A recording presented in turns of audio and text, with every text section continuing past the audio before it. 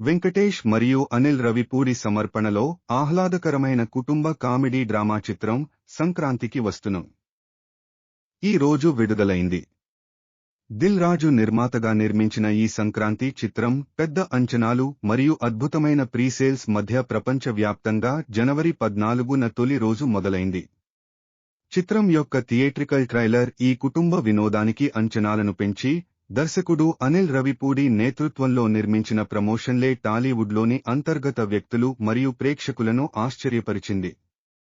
చిత్రంలోని పాటలు హిట్ అయ్యాయి మరియు అడ్వాన్స్ బుకింగ్స్ ప్రబలంగా ఉన్నాయి.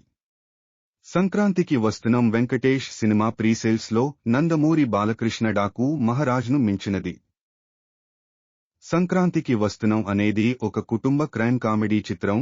ఇందులో వెంకటేష్ మరియు ఐశ్వర్య రాజేష్ ఒక భార్య భర్త పాత్రలో కనిపిస్తారు. వారు తమ సాధారణ జీవితం ఆనందంగా గడుపుతూ ఉంటారు. ఒక అనూహ్యమైన మలుపు వెంకటేష్ పాత్ర యొక్క మాజీ మీనాక్షి చౌదరి ఒక కిడ్నాప్ కేసును పరిష్కరించడానికి సహాయం కోరుతూ ఆయన జీవితంలో ప్రవేశిస్తుంది. తమ గతం పట్ల అసూయతో ఐశ్వర్య రాజేష్ పాత్ర నర్రేషన్తో కూడిన వినోదంతో హాస్యంతో నిండిన మిషన్లో ద్వయానికి తోడుగా చేరింది.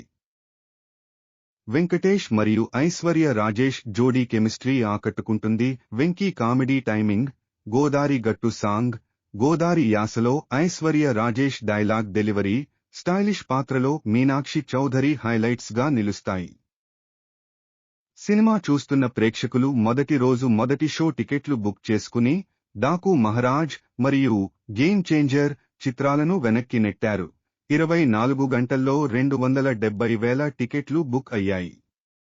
సానుకూల మౌత్ టు మౌత్ ప్రచారం సంక్రాంతికి వస్తున్నాం సినిమాను 2025 సంక్రాంతి విజేతగా మారుస్తుంది. మరిన్ని వీడియోల కోసం దయచేసి నా ఛానల్ను లైక్ చేయండి మరియు సబ్స్క్రైబ్ చేయండి.